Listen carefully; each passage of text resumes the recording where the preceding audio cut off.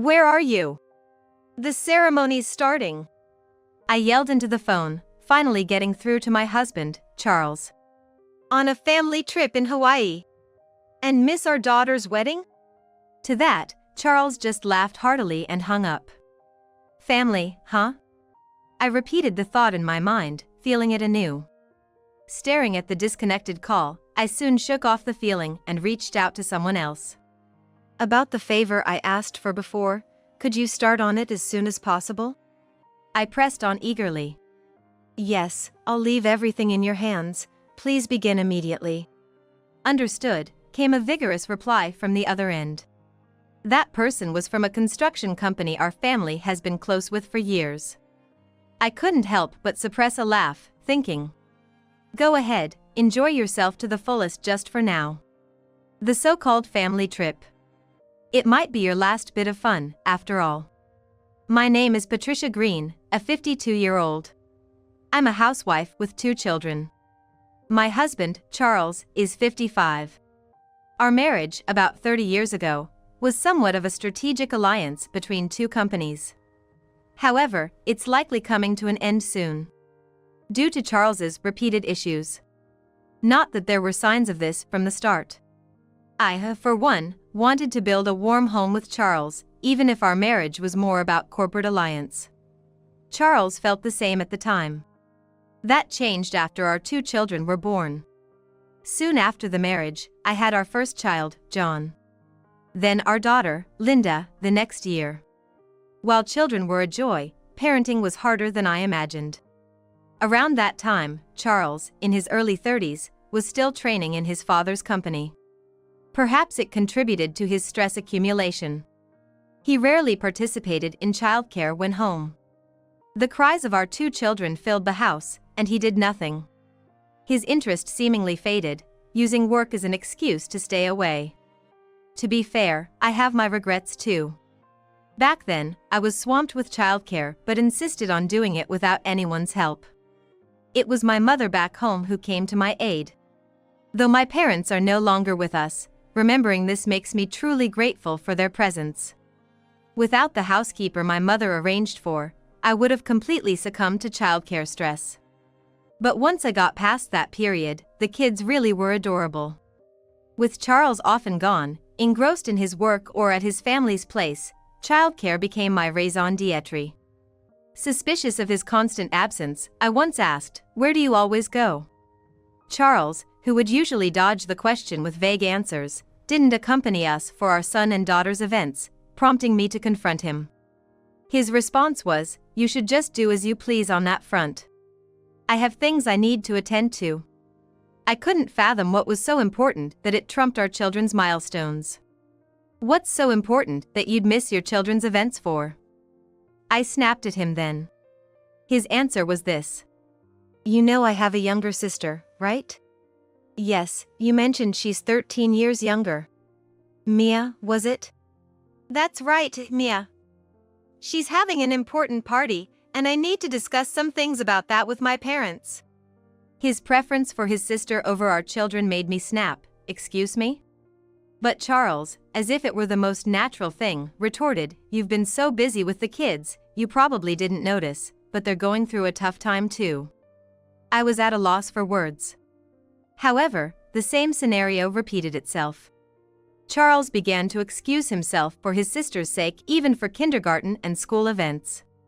He wouldn't attend the events but would go to her party. He'd miss our children's events but make it to Mia's graduation. Where does Charles consider home and who does he see as his family? I often wondered. I accompanied our children alone to their events. Father's presence faded from our children's commemorative photos. Eventually, the kids realized their father was absent from their important events. Later, they faced exams at school. And they started making decisions about further studies and jobs. They did so independently. They had first sought out what they wanted to do, then finding suitable schools and considering their options without much consultation. They'd only consult me to the extent of asking, "I want to go here, what do you think?" "I don't want to burden you," they said, a sentiment they expressed since school time. Having a clear idea of what they want isn't bad. It shows they're highly independent. But it saddens me to think they've learned not to rely on their father, understanding he's unreliable. I haven't exactly been a role model myself. Since getting married, I've been a full-time housewife. Sure, I'd occasionally get called in for something related to my family's business, and it seems my parents, along with my brother, were keen on leaving me some assets early on. My parents passed away about 10 years ago. Both still in their 70s. The company was left in the hands of my brother, Joseph, and I've been given a fair share of other assets from the inheritance. As for Mia, Charles's sister who he doted on, spoiled by him and our parents, she landed a job at a subsidiary through our father's connections after her college graduation. But she seemed to treat it as a temporary gig. After working for 2 years, she quit as if it was time to prepare for marriage. It seems she never really liked working in the first place, and ended up living a leisurely life at home. And neither her parents nor her brother, Charles, said anything about it. In fact, they seemed pleased she wasn't working, as if that was too much for her. She actively sought out arranged marriages, but for some reason, they always fell through. Mostly, it seems, due to Charles's opposition. Whenever Charles objected, Mia would simply accept it, saying, "If my brother says so." Before we knew it, she was in her 40s. And she is unmarried, just continuing on as she always has. By contrast, her parents are now in their 80s. Unlike my parents who passed away early, they're still hardy and robust, but you'd think there'd be some concern. Yet, Mia does nothing, living carefree as ever. The father remains the company president, with no sign of Charles taking over. Charles might be eager to take the helm, but his father isn't budging. I couldn't tell you why. I've been fed up with Charles for a long time. Even my brother and his wife said it might be best to part ways at some point, and with the kids now independent, I'm thinking about starting a second chapter in my life. Fortunately, my parents transferred a significant amount of assets to me early on. With that, I could start something new or just take a break. I've been thinking it over for a long time. And I've been gathering evidence to ensure I come out ahead in the divorce. My brother's lawyer has been giving me plenty of advice. But then, something happened that put those plans on hold. Linda is getting married. Her fiancé is 8 years her senior, a colleague from Mike's company where she met him working as a senior employee. He's quite capable, rumored to be transferring to an overseas branch soon. Linda, having seen Mia as a cautionary tale, made sure never to disclose her family connections at work. Flaunting such things is foolish. Just like at school, showing off wealth only makes you disliked. It was Linda's reasoning. I've tried to inform Charles about the wedding. But as expected, he keeps saying he's too busy and flees the conversation. I just respond with, "Oh, is that so?" when looking at him. I still sent him the invitation and details via card or message. But I didn't bother to confirm his attendance. And on the day, we all headed to the wedding venue. But even on the morning of the day, there was no sign of Charles showing up. I decided to give Charles a call. "Where are you?" "The ceremony's about to start. On a family trip in Hawaii." I blinked in surprise at his response. "And miss your daughter's wedding?" To that, Charles just laughed heartily and hung up. I sighed and looked up at the ceiling for a few seconds. "Family, huh? Family." I repeated it several times in my mind. Probably, the trip to Hawaii was with his parents and Mia. Though I knew it, this really was the last straw. To Charles, family meant his folks back home, not us. Of course, I've known this for a long time. I had no expectations from a marriage of convenience. He probably felt the same. The difference between Charles and me was that I initially tried to make a family. And Charles did not. Continuing this charade for over 20 years was for the children's sake. The children themselves might not have cared whether their father was present or not. Still, I wanted to maintain some semblance of normalcy until they became adults. That might have just been my pride. The children might have found it easier without such pretenses. Well, that's fine. Taking a deep breath, I made another call. Speaking to a distant voice on the other end, hello, it's me. Yes, Patricia Green. About the matter I asked you before, could you please start on it as soon as possible? I spoke rapidly. Yes, I leave everything in your hands. Please start immediately. Understood, came a spirited reply from the other side. The person on the other line was from a construction and architecture company our family has been associated with for years. And I thought to myself with a suppressed laugh, go ahead, enjoy yourself to the fullest just for now. The so-called family trip. This might be your last bit of fun, after all. Then, a month later, I received a call. I answered on my tablet. There, a lawyer beamed at me with a full smile. Mrs. Green, or rather, Ms. Williams, would be more appropriate now. The lawyer called me by my maiden name. So, the documents have been processed, then? My voice perked up unexpectedly. Yes, I've made sure to compile everything properly. The lawyer on the screen has been affiliated with my family's company. Continuing, I asked him, could you tell me what's happened in these last 2 weeks? Anticipating that you'd ask, I've prepared all the necessary information. I couldn't help but smile gleefully at the lawyer through the screen. Right now, there's a distance half the globe's circumference between me and the lawyer. Yes, I've bought a house in Russia and am living here. This is because my daughter's husband was transferred to an overseas branch, as had been mentioned before their wedding. According to Linda, he was so concerned about my language skills. But, you won't know until you try, and once you're there, you'll manage somehow. So, it's going to be fine. I've always made do. She had said confidently, and the newlyweds are living in Russia, at the branch now. And I'm living in a separate house on their property. Partly for security reasons. The lawyer I'm seeing on my screen seemed to have adjusted some equipment on his end. First, here's this. He showed me what had happened during Charles and their Hawaii trip. Hold on, why can't we get into this hotel today, was his father shouting. Under a bright blue sky, he was wearing an aloha shirt. I'm sorry, but today we have an exclusive wedding and party booking. What? The top hotel on the Big Island? Yes, that wedding on the Big Island was Linda and her husband's. Though Charles and his family had flown from New York to Honolulu and then to Maui, we had directly gone to the Big Island of Hawaii. We planned to enjoy the resort leisurely before the ceremony. They had no idea about any of this. Even so, I had made sure to inform them on the day, but it was ridiculous they didn't even know we were on the Big Island. It really showed how little they cared about us. It's strange, said the lawyer. Patricia, you did inform them of your destination, right? I did, through postcards and messages. They usually don't catch me, so it was kind of surprising the call got through on the day of the wedding, probably for their family trip showcase. The lawyer laughed at that absurdity. I made it clear we were having the ceremony abroad, here at this hotel on the Big Island. Yet, there they were, in front of the hotel, clueless they couldn't stay. They could have at least said they were attending the wedding. In the video, the disgruntled family could be seen complaining. Mia's confused face, not understanding what was being said to her, was also visible.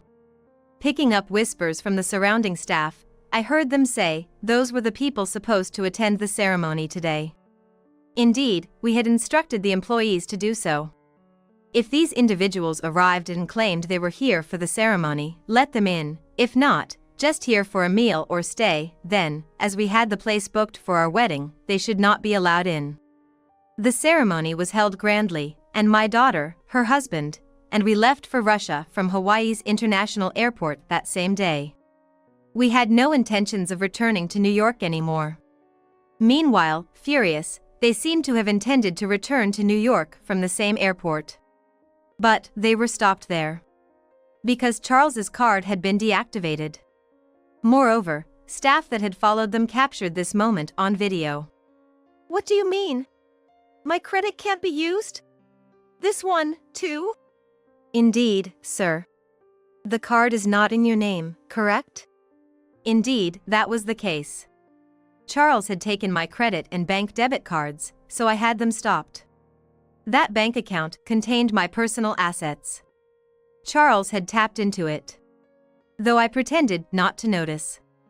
Doing so was bound to be discovered eventually. I had a separate account set aside that I could freely use, so even if one was depleted, it wouldn't impact my lifestyle. I overlooked it to gather evidence. Damn, why has it been deactivated? Of course, because the owner stopped it, right? If you say that, we can't go back. We don't have that much cash. Seeing Charles getting angry, the staff sighed, anyway, these cards are unusable, so you cannot board the flight back to New York, and turned them away from the airport.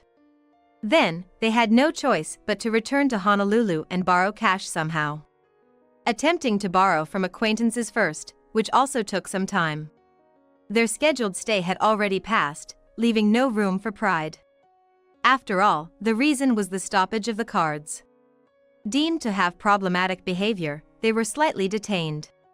Barely making it back to New York, they refunded the travel fares from their account, but upon returning home to complain to me, they found nothing there. The sight of them, especially Charles yelling in front of the now empty lot, was too much. I couldn't help but laugh. What is this? Charles screamed in front of where the house used to be. And his parents dropping their luggage. Our home was built nearly 30 years ago by my parents as a new house for our marriage. It was well maintained and could have been sold if desired. But as it was my possession, and I intended to live in Russia, I wanted nothing left there. So, anything clearly belonging to Charles was stored in a locker, and everything else was disposed of by a service provider. That was the other call I made on the day of the wedding. What on earth? Charles was scratching his head on the spot, stomping his feet, and eventually fell to his knees, pounding his suitcase furiously. Seeing that, I couldn't help myself and burst into loud laughter. Hearing my laughter, Linda came over. What's going on, Mom? Just look, Linda. Your father is having quite the meltdown. He's not my father anymore, Linda said as she stared at the screen I was pointing to. On the screen was an empty lot with a for sale sign, beautifully cleared. Ah, that's where our house used to be. Completely emptied out. Linda said with a wry smile. This girl, during her teenage years, seemed to find her father, who excessively doted on her aunt, utterly creepy. I knew she always said she wanted to cut ties as soon as possible. I'm glad it brings joy to your daughter. He continued. No, seriously, thank you for the entertaining footage. But that's not all, right? I asked. Indeed, that's not all. The lawyer said with a mischievous grin. Next is this, showing Charles with a frustrated look, glaring at something. The lawyer commented. What on earth is this? A slam on the desk could be heard. It's nothing out of the ordinary. Your wife, Patricia, asked for the divorce papers to be filled out. Patricia would never say such a thing. Why would you say that? Charles started to say something, then seemed to have a realization. That's right, the cards. Why on earth did she stop the cards? That's obvious, the lawyer replied matter-of-factly. Anyone would do the same if they found out a significant amount of money was being used from their account without permission. Why were you using Patricia's cards in the first place? Didn't you have your own? Charles just muttered a stifled sound and fell silent. Or was it that you didn't have enough leeway in your finances? We had looked into that area as well. Honestly, there wasn't much money in Charles or his parents' accounts at the moment. Just a small portion for company operations, and everything else had been siphoned from my savings. He took my card with the selfish interpretation that it was family money. I never gave permission. So, when I said to stop it, that was the end of it. Moreover, after stopping it, we found out a significant amount was embezzled. Embezzlement? No, this was supposed to be marital assets, right? That's not correct. What are you talking about? Didn't you know? The lawyer asked, puzzled. The funds you were using were Patricia's personal assets from before the marriage. From before our marriage? No, that can't be right. Patricia never said anything like that. She probably didn't feel the need to mention it, as long as nothing happened. But something did happen, didn't it? What do you mean? Charles stood up abruptly. Patricia said there's no meaning in being a family with you anymore. At least, your children no longer consider you their father. What are you talking about? That's to be expected. Do you even know which universities your daughter and son went to, what they studied, and who they married? And most importantly, do you know where your daughter's wedding took place? Charles was at a loss for words. The lawyer then informed him about the day and location of Linda's wedding. Charles's expression changed drastically. Could it be, he murmured under his breath. Yes, the hotel you tried to stay at that day. That place, Charles leaned forward. Didn't you hear there was a wedding happening that day? Sure, but I never imagined that the wedding. Why didn't they let us in then? It's quite simple. The lawyer explained the instructions I had given to the hotel. Patricia had already informed you.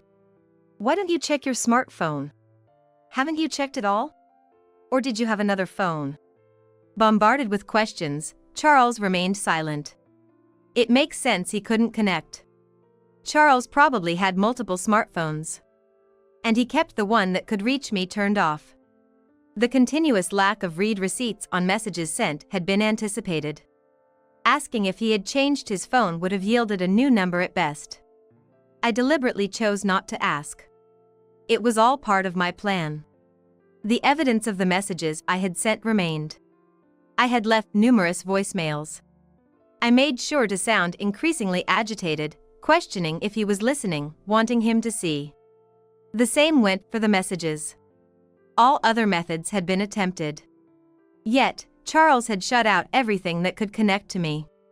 So, the lawyer continued.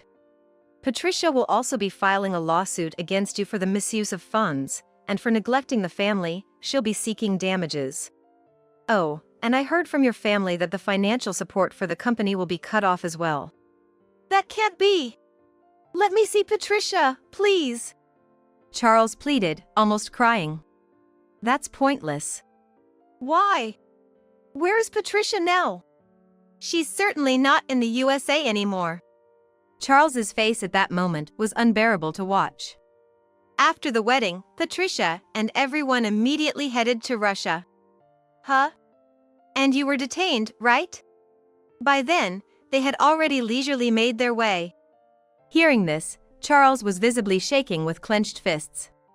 Watching from the side, Linda couldn't help but let out a suppressed giggle. Seeing our reaction, the lawyer asked, "How do you find it?" Extremely entertaining footage. Do you have more? I inquired. Yes, I do, the lawyer responded. This was recorded recently when the corporate alliance was also dissolved following your finalized divorce. Joseph and I had gone directly to their company. He showed me another video. The funding is cut off? What does that mean? Our company can't survive without your support. This time it was the in-laws who were outraged. Both had faces well tanned from the sun. Yes, well, what's with the suntan? Did you go on a trip somewhere? On the screen, Joseph was asking the FIL. To the wedding, Linda's? Yes.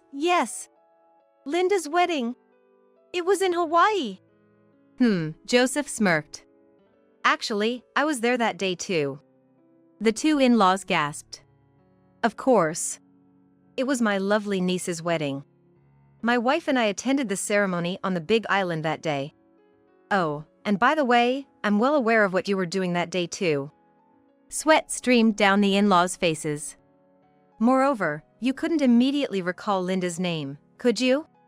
How much interest do you really have in those kids? Joseph seized the moment to press them further. For having just 2 grandchildren, not even remembering one of their names, what does that say about you? Well, those kids never warmed up to us. Warmed up? Have you ever done anything for them? They were both at a loss for words. But then, suddenly, there was the sound of someone bursting into the room. Wow, heavyweight, impressive. How old is this person now? Linda gasped, voicing her surprise. The screen abruptly showed Mia. She's 42, actually. My husband's 10 years older than her. Oh no! She was a parasite single then. Indeed, by today's terms, that was exactly it. Thinking about it, she's been living as a parasite single for 20 years. So, what's she going to do now? I turned back to the screen. How are we supposed to survive if the funding is cut off? What am I supposed to do? Mia was confronting not the lawyer, but her parents. What's going to happen? Well, the divorce is finalized, and as such, we have no reason to finance you anymore, the lawyer said. What? Why did you let the divorce go through? Don't you get it yet? There were many reasons, but the clincher was the embezzlement by you folks. But it was marital assets.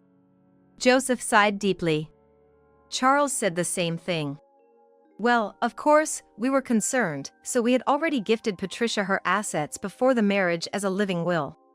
Does that mean you didn't trust us? Trust? There's no trust to be had with someone who misuses their spouse's property. Besides, how long have your son neglected his wife, daughter, and children? The in-laws were at a loss for words. Even I, as their uncle, attended their important events. Of course, Patricia came to our house too. Well, the fact that we stopped talking about such matters long ago probably means they stopped considering you family a long time ago. Joseph seemed to relish calling out the in-laws. Just as you deluded yourselves into thinking those three were a different family. Oh yes, Charles told Patricia on the day of the wedding he was going to Hawaii with family. The father-in-law looked up in shock, and the mother-in-law covered her face. Family? Whose family, I wonder?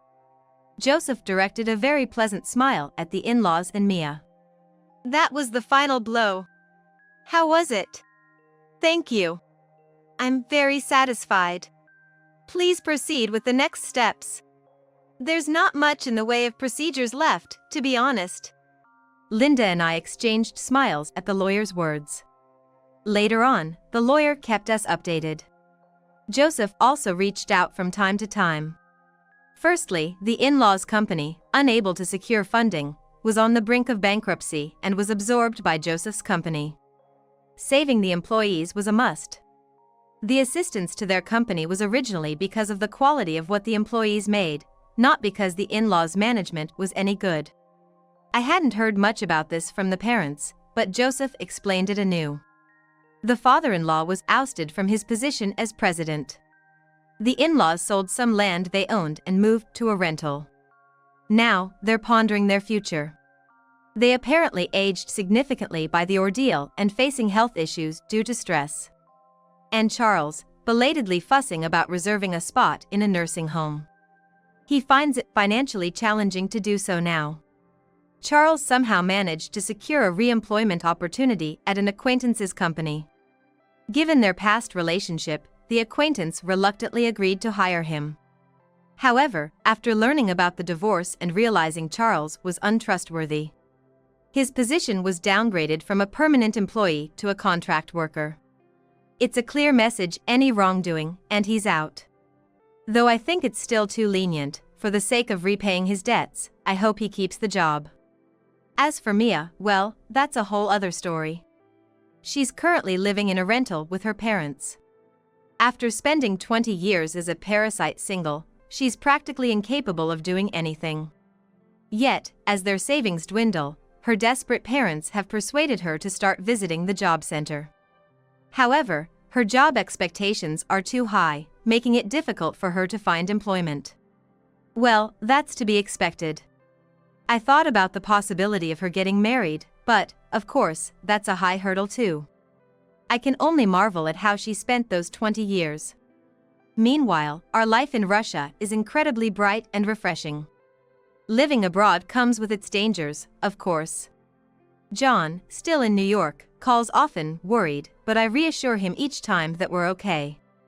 I even tell him to visit us sometime, hopefully with a wonderful wife in tow, which makes him shyly evade the suggestion. As long as we choose a safe area, life here is serene. Learning Russian slowly, getting along with other American families, and enjoying the sunny, dry climate makes every day an adventure of pondering, what shall we do next? Divorce has its timing. I won't say my 30 years of married life were all bad. But letting go now has opened up a new chapter for me. I look forward to a fun and energetic life with my daughter and her husband.